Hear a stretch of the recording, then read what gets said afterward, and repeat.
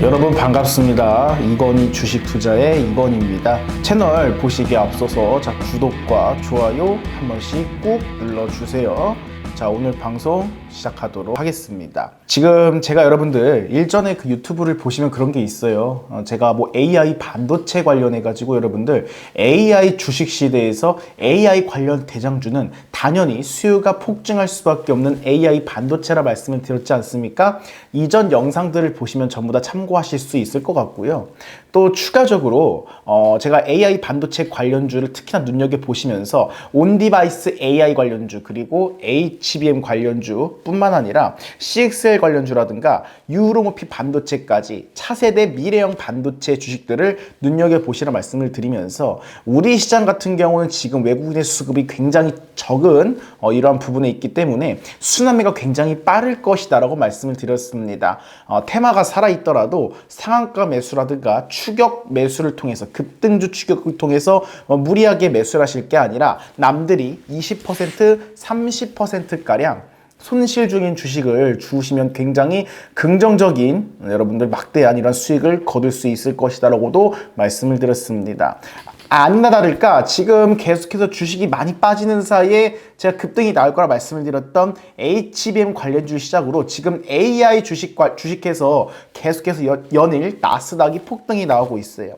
지금 우리 시장만 보더라도 HBM 관련주인 한미반도체, KC텍, IMT, 오픈엣지 테크놀로지 거기에 대장주인 SK 하이닉스까지 굉장히 가파른 상승이 나오고 있습니다. 이뿐만 아니라 CXL 관련주이죠. 퀄리타스 반도체라든가 오킨스 전자 다 올라가고 있어요. 그리고 네오셈 주가라든가 제주 반도체 주가 그리고 어버브 반도체 주가를 보면서 조정 라인입니다. 타점입니다 라고 말씀드린 딱 그 자리에서 전부 다 급등이 나오고 있습니다. 수익 축하드린다는 말씀을 드리겠고요. 아울러서 결국에는 돌고 도는 시장이지만 핵심은요. 외국인들의 돈이 들어와야 우리가 생각하는 그 이상의 더 큰 수익이 날 수가 있습니다. 하지만 외국인의 수급이 굉장히 부재하면서도 어떻게 보면 대한민국 주식시장뿐만 아니라 전반적으로 대한민국 경제를 봤을 때는 어떻게 보면 가장 큰 쩐주라고 할 수 있는 이런 외국인의 투자가 부재한 이유는 역시나 우리나라의 투자에 관한 매력이 떨어진다라고 제가 생각하고 있다라고 계속해서 말씀을 드렸던 것 같아요. 그래서 오늘 준비한 내용은 역시나 여러분들 AI 반도체를 놓치시면 안 됩니다. 하지만 AI 반도체가 지금 대박이 터질 것으로 모두가 다 알고 있는데 결국에는 지금 이 안에서 글로벌 핵심 기업, 어떠한 기업들이 이것을 주도하고 있느냐 그게 관건이라 말씀을 드릴 수가 있겠고요. 엔비디아랑 TSMC가 투자한 이곳에 제가 좀 집중을 해보려고 합니다. 부자 될 준비하시는 게 좋겠죠. 바로 말씀을 드리도록 하겠습니다.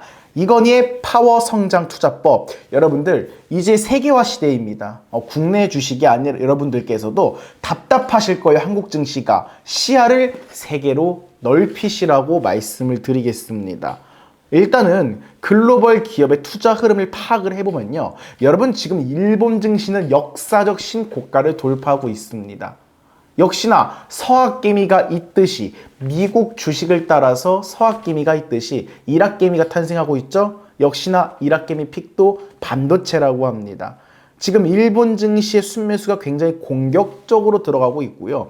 일본 증시 안에서도 반도체 주식이 굉장히 뜨겁게 불타오르고 있습니다. 도쿄 일렉트론 주가가 지금 계속해서 올라가고 있고 종목 순매수 1등을 달성하고 있어요. 스크린 홀딩스라든가 어드반테스트에 뒤이어서 로봇주의 환학도 지금 인기를 굉장히 끌고 있다고 합니다. 일본 증시뿐만 아니라 지금 인도 증시 같은 경우도 계속해서 여러분들 가장 큰 성장처다라고 좀 제가 힌트를 드리겠습니다. 또 살펴보면 글로벌 기업들의 이전 흐름을 보니까 여러분들 지금 대표적인 AI 관련해서 특히나 AI 반도체 관련해서 전 세계에 가장 큰 집중이 몰리고 있는 주식이 바로 TSMC입니다. TSMC 같은 경우는 이미 반도체, 차세대 반도체 관련해 가지고는 대장격으로 지금 치고 나가고 있는 주식이거든요. 인도로 향하고 있다고 합니다. 이미 인도의 공장을 투자가 들어가면서 준비를 하고 있어요. 지금 중국 같은 경우는 성장이 막대하게 이미 진행이 되었고, 그리고 글로벌 기업들이 충분히 도전을 하고 뽑을 만큼 뽑았습니다. 하지만 워낙 공동체적으로 성장을 하다 보니까 국가 차원의 규제가 이루어지고 있기 때문에 불확실성이 존재하는 한 많은 글로벌 기업들이 차세대에 어떻게 보면 투자처를 찾고 있을 겁니다. 그 시장이 인도 시장이 되고 있다고 말씀을 드리고 싶어요. 해당 부분은 잠시 후에 자세하게 제가 통계라든가 이런 부분을 통해서 설명을 드리도록 하겠습니다. 자, 기사 볼게요. 한국 증시 답답하시죠? 지금 뭐 중국에 발목 잡혀갖고 미국, 일본 못 쫓아간다. 뭐 새 증시 부진하다. 정부 탓이다. 중국 탓이다. 금리 탓이다. 북한 탓이다. 코리아 디스카운트 탓이다. 이야기가 굉장히 많은데 저는 그건 아니라고 봅니다. 성장성이 풍부해야 돈도 몰리고 주식이 올라가는 건데, 예를 들어 여러분들이 에코프를 사셨던 것처럼 공격적으로 올라가려면 성장성에 대한 기대감이 풍부해야 됩니다. 그런데 지금 우리나라 저출산에 뭐 인구 소멸에 국가 소멸 위기래요. 누가 투자하겠습니까? 미래가 있어야 투자를 하는 건데 미래가 없다라고 저는 생각이 되거든요. 그렇기 때문에 당연히 외국인과 돈 많은 기관들은 한국 시장보다는 더 매력적인 다른 시장을 보고 있는 것이다. 이렇게 핵심, 가장 쉬운 부분으로 접근을 말씀을 드리고 싶어요. 지금 세계 주식시장 시가총액 순위만 보시더라도 1등이 미국이고 2022년 말 기준으로요. 미국 1등이고 2등이 중국, 3등이 일본, 4위가 홍콩입니다. 5위 프랑스, 6위 영국, 그리고 7위가 인도예요. 그런데 한국 시장은 순위에도 없고 언급이 되지도 않습니다. 자, 새해 직전 작년 말로 되돌아가 보면요. 인도가 지금 공격적으로 치고 올라옵니다. 영국, 프랑스, 홍콩을 제치고 4등까지 치고 올라왔어요. 왜겠습니까? 외국인들의 투자가 들어간 것도 있겠지만 제가 생각했을 때는 인도만큼 지금 성장성이 풍부하고 아직 발전이 덜 됐잖아요. 그리고 무엇보다 인구가 너무 많습니다. 엄청나게 많아요. 생산적인 측면에서도 어떻다? 기업들의 눈독을 들이기 굉장히 좋은 새로운 시장이다라고 보고 있습니다. 세계 주식시장 시가총액 수는 이렇게 정리가 되어 있다라고 말씀을 드릴 수가 있겠고요. 지금 굳이 비교를 해보자면 미국 마이크로소프트 주가, 미국 증시의 대장주이죠. 계속 올라갔어요. 횡보하는 구간이 있었지만 이 구간에도 우상향을 쭉 진행해 왔고요. 경기가 성장함에 따라서 계속해서 성장을 하고 이제는 역사적 신고가를 달성을 했습니다. 엔비디아 말이 필요하겠습니까, 여러분들? 지금 앞으로 미래를 내다보고 있는 주식인데 지금 이렇게 지금 한 달, 두 달 동안 주가가 2배가 넘게 올라갔어요. 이건 뭐겠습니까? 그만큼 앞으로 성장에 대한 기대감, 그리고 돈이 굉장히 폭발적으로 몰리고 있기 때문에 이렇게 큰 종목이 100%, 200% 날아가는 겁니다. 보시면 횡보하다가 2022년 여러분들 모두가 2차 전지 광풍에 굉장히 미쳐 있을 때만 하더라도 주가가 바닥이었어요. 근데 그때 대비해서 거의 지금 10배거에 도전하고 있다는 것이겠죠. 2년 사이에. 성장성이 풍부하다는 겁니다. 여러분들 지금 엔비디아 주가 이제 막 보고 계시죠? 왜겠습니까? 좋다, 좋다, 좋다. 여러분뿐만 아니라 전 세계 시장에 주목을 받고 있고 성장성에 대한 기대감이 막 부각되었기 때문에 이렇게 올라간다 보시면 될 것 같아요. 일본 증시 역사적 신고가를 기록하고 있어요. 잃어버린 30년을 지나서 어떻게 보면 N 저하, 여러분들 여행 가는 사이에 그 부분을 이용해서 전 세계 많은 기관들과 외국인들은 여러분들이 여행 가는 사이에 이 주식을 다 사놓은 겁니다. 그러니까 신고가 돌파하고 있잖아요. 그런데 이제 막 신고가 돌파하고 저점권 대비해서 막 3배, 4배 막 올라가니까 이제서야 일확개미가 나오고 있다는 겁니다. 당연한 거예요. 매력이 있기 때문에 올라간다 보시면 될 것 같고요. 한국 증시는 여러분들 모두가 아시죠? 코스피, 박스피예요. 저항구간 지금 딱 저항구간 자리입니다. 이거를 뚫을지 안 뚫을지 모르겠지만 이 대책으로 저PBR 대책이 나왔는데 이 부분은 지켜볼 필요가 있다라고 말씀을 드리겠고요. 코스닥은 죄다 빠지고 있죠. 저항구간 맞고 빠지고 저항구간 맞고 빠지고 이 부분 같은 경우는 코리아 디스카운트 있겠지만 제 생각은 그래요. 에코프로도 마찬가지고 LNF도 마찬가지고 포스코 그룹주도 마찬가지고 이 코스닥 안에 있던 기업들이 조금 크잖아요. 다 어디로 갑니까? 기업 가치를 올리기 위해서 코스피로 이전합니다. 그렇기 때문에 코스닥 같은 경우는 상대적으로 적은 부분도 있고요. 특히나 그동안 코스닥을 주도했던 섹터가 바이오 섹터 아니었겠습니까? 이러한 기업들이 무분별하게 유상증자라든가 어떻게 보면 이런 자금적인 부분을 시비 같은 걸 책임감 없이 남발을 하고요. 또 추가적으로 워낙 변동성이 심하기 때문에 개인 투자자 여러분들도 코스닥 안에서 투기성이 굉장히 잦은 이런 매매를 진행하고 있는 것으로 알고 있습니다. 말은 주식 단타라고 하지만 굉장히 변동성이 짙게 매매를 하다 보니까 왔다 갔다 변동성이 심하고, 그리고 자 크다 보면 진짜 좋은 기업들은 주가가 안 올라가고 테마성을 타고 올라가는 주식들이 대부분이기 때문에 자 코스닥 같은 경우는 큰 상승을 기대하기는 어렵다. 계속 저항 맞고 있잖아요. 이 부분을 보셨으면 좋겠어요. 삼성전자 그나마 대장주이죠. 엔비디아 올라가요. 마이크로소프트 올라가요. 해외 주식 같은 경우는 이렇게 대장 기업들이 치고 올라가는데 한국의 대장주들은 어떻다? 계속 빠지고 있어요. 그러다가 액면 분할이 나오고 액면 분할이 나오면 국민주가 돼버리고, 자 그렇다 보면 상장 주식수가 늘어나고 그 물량 다 누가 받아줄 겁니다. 그냥 악순환의 반복이라 보시면 될 것 같아요. 그리고 우리나라 같은 경우는 상속세라든가 이러한 재산세 관련해 가지고 굉장히 이런 부담이 기업들한테 주어지고 있기 때문에 자 그런 측면에서도 굉장히 악조건이다. 해외 증시에 비하면, 그리고 해외에 비하면 기업들 입장에서는 약간 단점으로 작용하고 있는 부분이 많다라고 설명을 드리고 싶습니다. 자, 정부 정책 수익 섹터 생각을 한다면 저출산과 웹툰 만화가 있죠. 그런데 이거는 우리나라 정부가 필요해서 활성화시키게 하는 거지 세계적인 투자자들한테 필요한 건 아닙니다. 그렇기 때문에 정부 정책 수혜주를 그렇게 따라다니는데 여러분께서 수익을 못 내시는 이유도 매력이 없기 때문에 사실상 주가가 그렇게 가파르게 올라가지 않다라고 보시면 될 것 같아요. 결국에는 매력이 있어야 됩니다. 그래서 공격적 성장 미래 가치가 있어야 된다라고 제가 말씀을 드리고 싶고요. 자, 지금 공격적으로 성장하면서 그 주식 강국은 어디냐? 인도라고 계속 말씀드리고 있습니다. 홍콩도 제쳤어요. 인도고요.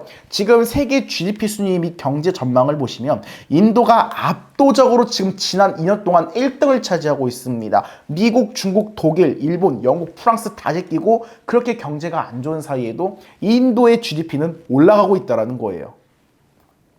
그리고 또 하나, 지금 세계 경제 전망을 보시면요. 그러니까 인도가 압도적입니다. 베트남이랑 인도가 굉장히 압도적인데 베트남 같은 경우는 리스크가 존재하고 있고, 자 그렇다면 자 개발 도상국임의 동시에 도상국임과 동시에 성장성이 풍부하면서도 개발 가치가 있는 곳은 전 세계 많은 눈이 인도에 집중하고 있다라고 말씀을 드릴 수가 있겠습니다. 인도 증시의 세 가지 매력으로는요, 시가총액 4조 달러를 돌파했어요 이미.